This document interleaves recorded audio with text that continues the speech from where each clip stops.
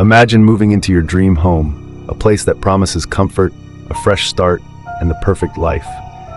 Now imagine discovering that your dream home is a nightmare waiting to unfold. This is the story of the Amityville Horror, one of the most terrifying and infamous real-life paranormal experiences to ever be documented. In 1975, George and Kathy Lutz, along with their 3 children, were searching for a fresh start. They found it in a large colonial house at 112 Ocean Avenue in Amityville, New York. The house, with its charming exterior and spacious rooms, seemed like the perfect place to raise their family. But there was a secret buried in its history, one that would soon drag them into a nightmare. Just over a year before the Lutz family moved in, the house had been the site of a brutal mass murder. Ronald DeFeo Jr., the eldest son of the family, had slaughtered his parents and 4 siblings in their sleep. He shot them with a rifle, one by one, in the dead of night. The DeFeo family was no more, and the house stood silent, a witness to the horrors that had taken place. But for George and Kathy, the horror wasn't in the past. It was just beginning. They had no idea that the price of their dream home was more than just money. It would cost them their peace, their safety, and nearly their sanity. It started slowly at first. Small, almost unnoticeable things that didn't seem to make sense.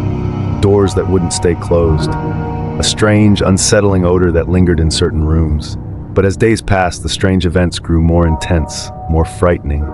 The house seemed to have a life of its own, a presence that couldn't be ignored. One of the first signs that something was terribly wrong came when George began waking up at exactly 3:15 a.m. every single night. 3:15, the same time the DeFeo murders took place. At first, he thought it was just coincidence, but night after night, he woke up at the same time, hearing strange noises in the house, as though something was moving in the darkness. Soon, Kathy began experiencing disturbing visions.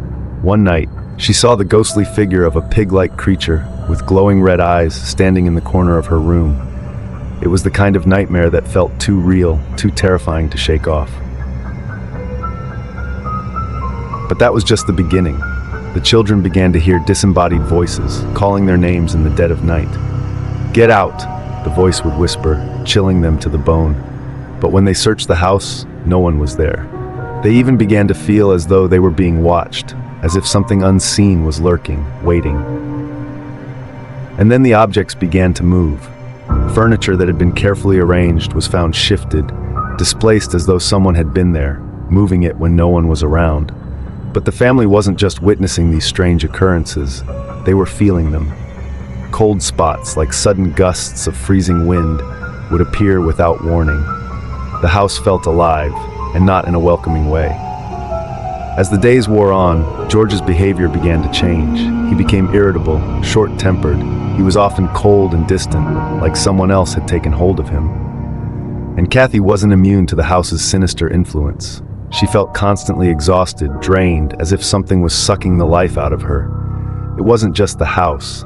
Something or someone was inside it. But the worst was yet to come. One night, as Kathy stood near the window, gazing out at the street below, she felt a violent force shove her from behind. She was thrown across the room as though by an invisible hand, landing hard on the floor. The terror was palpable. The house wasn't just haunted. It was a prison. A dark, malevolent force seemed to grow stronger with every passing day. The family's dog, usually calm and friendly, refused to enter certain rooms of the house. It growled at unseen things, barking wildly at nothing. But it wasn't just the family that was affected. The house seemed to have a particular hold on George. His temper flared uncontrollably. He would lash out at Kathy, his anger coming from nowhere, his face twisted in rage. The Lutz family was falling apart. Every night became a battle to survive the terror that stalked them, and yet they couldn't leave. Not yet.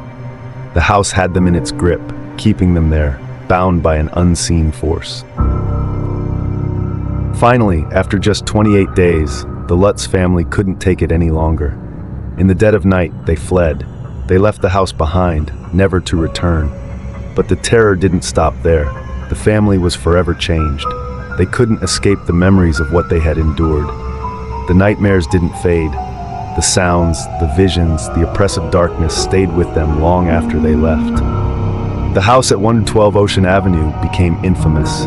It drew investigators, journalists, and thrill seekers, all wanting to uncover the truth behind the Amityville Horror. Was it a case of a family succumbing to their own fears? Or was there something darker, something more sinister at work? The Amityville Horror remains one of the most terrifying and controversial real-life hauntings in history. Was the house truly haunted, or was it the product of an overactive imagination and a desire for fame? No one may ever know the full truth. But one thing is certain. The legacy of the Amityville Horror continues to haunt the minds of those who hear the story. And the house at 112 Ocean Avenue stands as a chilling reminder of the terror that once lurked within.